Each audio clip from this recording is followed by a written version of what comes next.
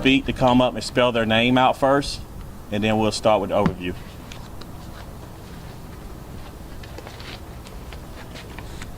Good afternoon. My name is Steve Ledbetter, S-T-E-V-E, Ledbetter, L-E-D-B-E-T-T-E-R. I'm the county manager for Spalding County.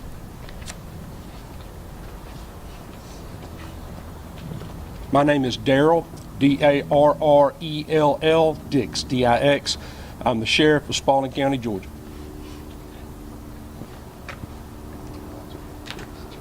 I'm Glenn Polk, G-L-E-N-N-P-O-L-K, and I'm the Spalding County Emergency Management Director.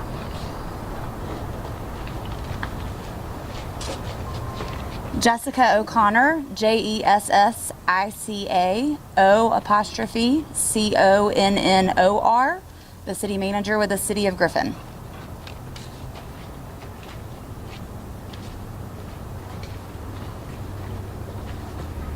Adam Pugh, A-D-A-M-P-U-G-H, Executive Director of Communication and Partnerships, Griffin Spalding County School System.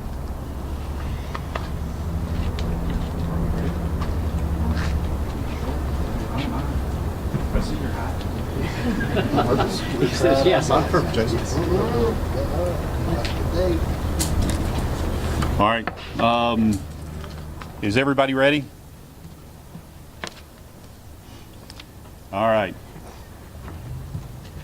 Last Thursday evening at approximately 4:30, Spalding County and the city of Griffin suffered a direct impact from what we believe were 5 tornadoes. The National Weather Service shared with us late last night that Spalding County and the city of Griffin were impacted by 2 EF1s, 2 EF2s, and 1 EF3 tornado. In the immediate few hours following the tornadoes, our 911 center received more than 2,000 calls for service. There were reports that our center was inoperable. This report was inaccurate. The volume of calls received in the first few hours was so significant, the system performed as it is designed and pushed overflow calls to our neighboring county 911 centers to ensure we were responding to our community as quickly as possible. EMA Director Glenn Polk and Fire Chief Mike Bird immediately stood up our County Emergency Response Center and began working through the local emergency operations plan within minutes of the event.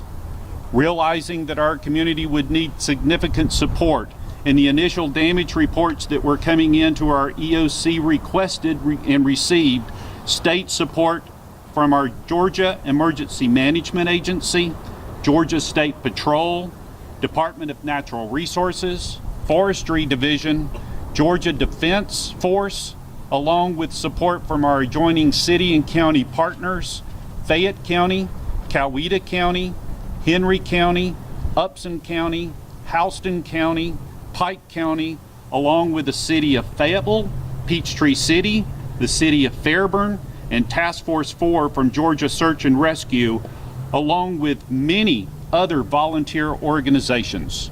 We are very thankful to Governor Kemp, our local delegation consisting of Karen Mathiak, David Knight, Lauren Daniel, and Marty Harbin, along with our federal delegation, Raphael Warnock, John Ossoff, and Drew Ferguson. We have been in close contact with our local delegation and federal delegation, each of whom are working diligently in support of our recovery. The first 24 hours, our first responders and partners from across our region, along with our state partners, worked to ensure and account for the welfare of all of our neighbors. Parts of our community were not accessible by vehicle. We had members of our search and rescue teams walking through much of our community to check on citizens trapped by debris. One comment I found notable by one of our Sheriff's Department deputies was when he reported, "Major, the forest has stood up, walked into the road, and sat down." There are families, friends, and neighbors who lost their homes, their businesses, and many within our community who have had no power since Thursday evening. It is a blessing to report that Spalding County and the city of Griffin have had no storm-related fatalities. Spalding County Sheriff Darrell Dix, City of Griffin Police Chief Mike Yates, and the Georgia State Patrol, along with their outstanding teams, worked to respond to the initial calls for service, direct traffic, and support our public works departments and utility companies to open roads for first responders. At this time, I would ask Sheriff Darrell Dix to step forward for comment. Sheriff? Good evening. Once again, my name is Darrell, D-A-R-R-E-L-L, Dix, D-I-X. I'm the Spalding County Sheriff. When the calls initially first came in, they were being answered by our Uniform Patrol Division as they were being dispatched. As the call volume grew, we put out an all-hands-on-deck call, which meant that every certified officer that we have with the Spalding County Sheriff's Office began responding.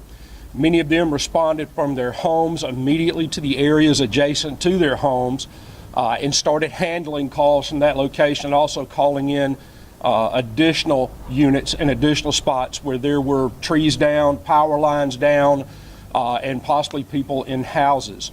Our deputies then began responding, some of them with chainsaws, and began cutting their way to houses, trying to clear roadways. We had other deputies that were able to get to some of these people that were injured and literally carry them out to where they could get to a roadway, get into an ATV or a UTV, and get medical assistance. Our people performed very well. Also during this time, I was in contact with Griffin Police Department Chief of Police Mike Yates, and we began working the problem together.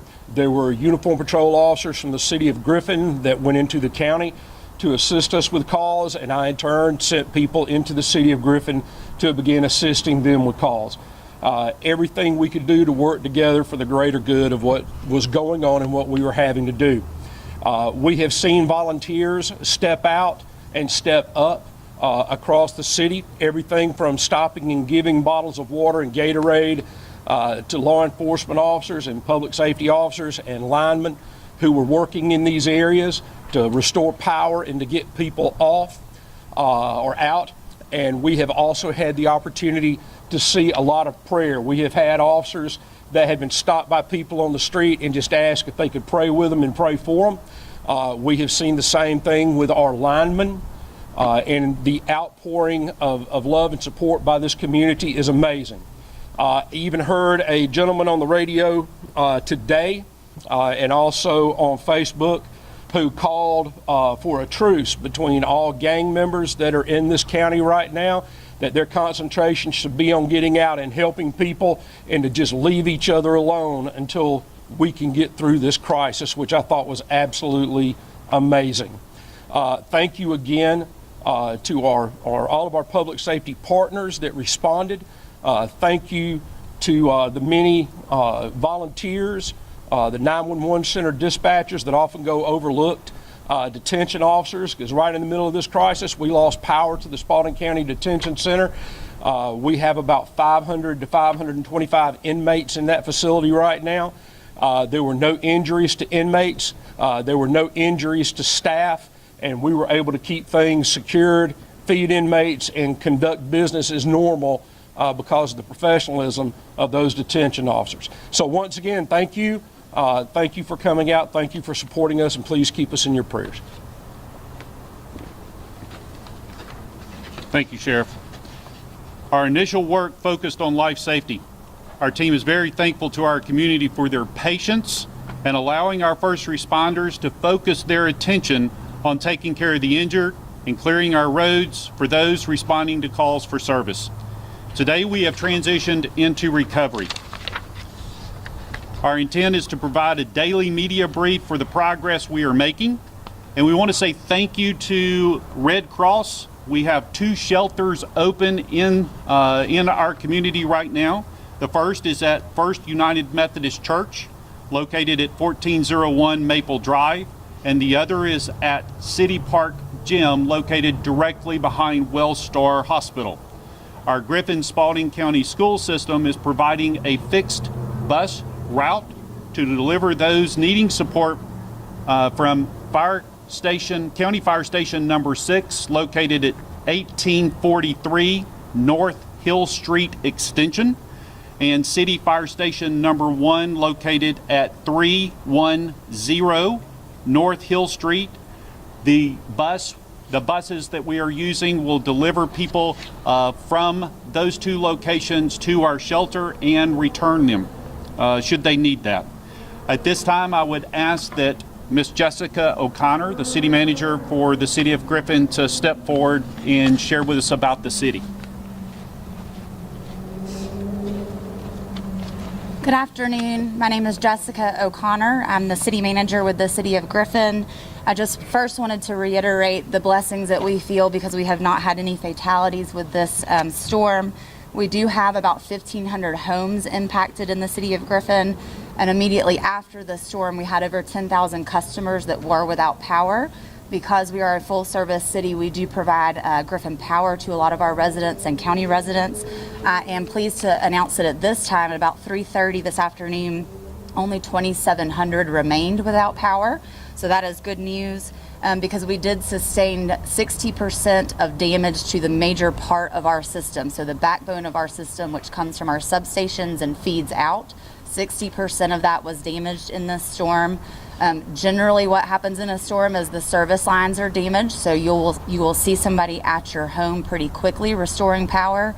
In this case, we can't get to your homes because our system doesn't go there anymore. So we are starting from scratch to rebuild that system, which is why it is taking so much more time than what you may normally see in a storm event. We do, however, have 27 different Georgia cities here with us that are helping us rebuild our system. We have 2 contractors here with us, and we have staff from the electric cities of Georgia that are helping us design and engineer that system. We also have crews from Alabama and Florida that are helping us. And of course, our own City of Griffin crews are here as well. With all of that, we have over 150 line workers working as we speak. This morning, I was able to go out and thank a lot of them that were here, make sure that they were taken care of, and make sure that they were going to areas that were impacted. We have crews working at every quadrant of the city. So with 29 total circuits, every single affected circuit has a line crew on it as we speak. They will go until dark, and even sometimes after that when they can get to a stopping point where it is not dangerous to continue. From a public works and water, wastewater, and stormwater perspective, we also have a lot of damage there. To sidewalks, we have missing signs, we have missing traffic signals, and so all of that we are auditing now and trying to figure out what remains that needs to be corrected. We have 5 road closures, some of which are partial, some of which are full. Some of that is because of the electric crews working. In order to rebuild that system, there needs to be a bucket on every single pole, so it is unsafe for somebody to try and drive down the street when you have buckets on every pole. So that's why some remain closed. Others remain closed because there's still too much damage to be able to get down the street. We also have sidewalks that will need to be repaired because huge trees from the 1800s uprooted them, and so that will have to be assessed once we're able to remove the debris. Our stormwater culverts and our drainage ditches are also of high importance right now because we have a rain event moving in tomorrow. So we have worked diligently today to get those cleaned as much as we can. We have taken out ATVs, we have taken out drones to assess what that damage is because we also provide wastewater. So our sewer outfalls were impacted with debris, and we are working to clear those as quickly as possible too. We also will begin removing debris, we hope tomorrow. We have contracted with a company to come in and help us with that. We are asking our citizens to help us as well, and the ways in which they can do that is to make sure to get their debris to the right of way, so as close to the curb as possible without impeding the street. And then also by sorting it. So if you have construction and demolition debris, you put that in one section, and then any kind of yard waste and vegetation would go in another section, so we can collect that for you. There is still a lot of work to be done in this community, but what I have seen over the past several days has been inspiring. Will never wish a storm like this on anyone, but to see the outpouring of support and love that we have shown each other is something that I will never ever take for granted again. It doesn't just extend to the partners that we have in our community, that the government agencies that exist, with the nonprofits that exist, but just neighbors helping neighbors, strangers helping strangers. It has been a huge impact in our community, and I will be forever grateful for that. I don't think there's anything else except for... Thank you, Jessica. At this time, I would ask that Adam Pugh step forward with our Griffin Spalding school system. Adam? Good evening and thank you. Griffin Spalding County School System will be closed tomorrow, Tuesday, to students and staff. Wednesday, staff will report, but it will remain closed to students. Beyond that, there are a number of variables that will still determine whether or not school will remain closed to students. So additional announcements will be made once that is determined. We do have 5 properties at this time that are still without power. We had minimal structural damage or to no structural damage. So our buildings are in good shape. Some awnings over walkways, some air conditioner units off of rooftops at a few of our campuses, but for the most part, the school system fared very well, all things considered. Today being Martin Luther King Jr., Dr. Martin Luther King Jr. Day, I'm reminded of a quote: "All people can be great because all people can serve." And we've seen that put into action today. There's so many of our school system staff and also from the community that are out assessing the needs of our families, which is refreshing. It's tragic, and we have great empathy for all the families of staff members and students that have been impacted, but it's great to see that a tragedy or a natural disaster can bring out the best in people, and that'll be our focus. District staff will be helping to serve and volunteer tomorrow, and working to assess the needs of our families. We know of at least 400 families of our students that have been displaced from their homes. We know of at least 40 from our staff that have been displaced at this time. So we'll be working on their social and emotional needs and continuing to support them as we continue to assess to determine when school will resume. Just so thankful to all of the partners, all those that are working to restore the utilities here in our community. It's really, we're very thankful for all the support. Thank you, Adam. My pleasure. Just as an update for Spalding County, we're working with Georgia Department of Transportation and our contractor SDR for debris collection and removal. And as the city manager, Jessica O'Connor, indicated, please know that our GDOT partners will collect trees and vegetation from our rights-of-way on state highways, and our contractor will work on county roads as the contractor for the city will work on the city roads to remove all of our debris. We're asking everyone, please do not work to remove debris within the rights-of-way of these areas. These areas remain dangerous because the electrical lines remain entangled within the trees and vegetation. We're very thankful to our volunteers, and we are asking all who can support our needs toward recovery to please come and support us. Our request is that we allow our utility companies to work in the public rights of ways, specifically our public works departments in Georgia DOT, but also know there's plenty of work for us to perform toward recovery. There's plenty of areas that we can work. If you would like to volunteer, we have a volunteer hotline established. That number is 678-453-4508. This line also serves as our donation line. If you're unable to volunteer but would like to donate needed items, please contact our volunteer hotline, 678-453-4508. Late this afternoon, we were informed that FEMA is working in the area of Spalding County and the city of Griffin on their initial assessments.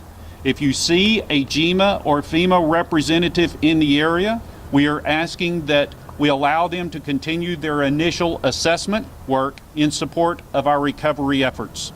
At this time, I would like to ask our EMA Director, Glenn Polk, to step forward for his comments, and after that, we will be more than happy to answer any questions.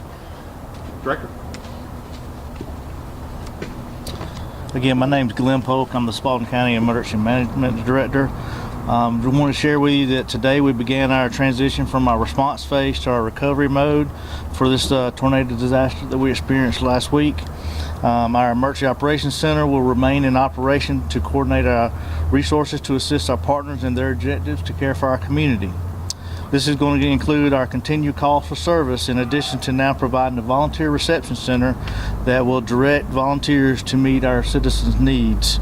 The center is going to be located at our Spalding County Senior Center, located at 885 Memorial Drive, with the hours of operation being from 9 a.m.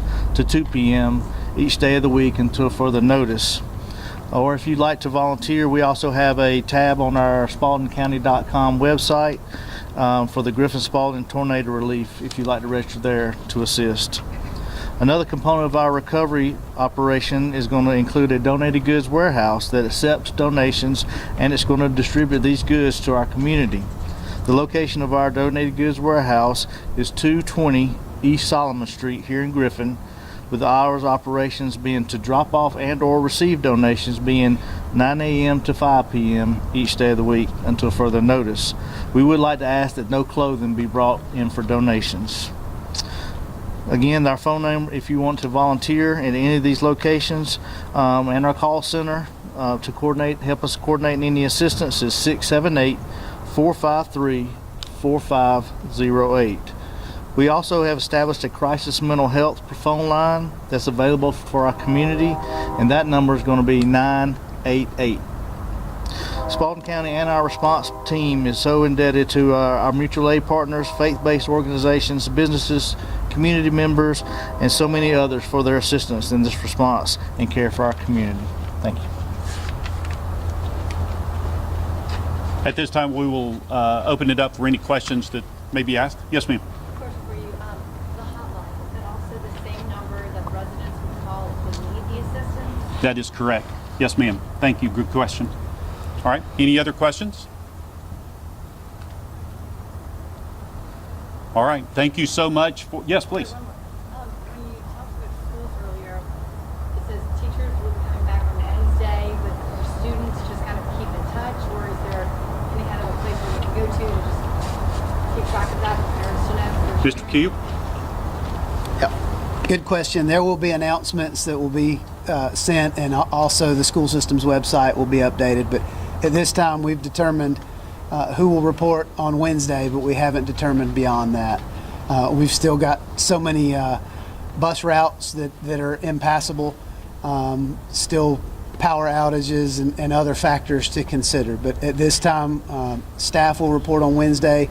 Those staff that do report on Wednesday will be helping to account for the needs of our students. We sent out surveys immediately the day after the tornadoes hit our community, just to assess who was displaced, what are their new alternate addresses, what kinds of needs exist, so we can work with these partners to try to provide those needs for our families. And many have filled out the survey, but many still have not. And so we'll be making house calls, phone calls on Wednesday to try, and many of our principals and their staff have been doing that yesterday, today, just trying to account for our students and figure out what their needs are and where they are. So at this point, safe to say not before Thursday or not before Friday? Well, at this point, we've determined that students will not come to school Tuesday or Wednesday, and there'll be further announcements to update them on what to expect beyond that. Thank you. Yes, ma'am. All the more reason why we're going to do a daily media brief so that we can inform our community of the changing events. Yes, ma'am. Any other questions? All right, at this time we'll conclude our briefing for today, and it's our intent to have a second briefing tomorrow, and that coordination will occur through our public information officer, so we'll let everybody know. Thank you.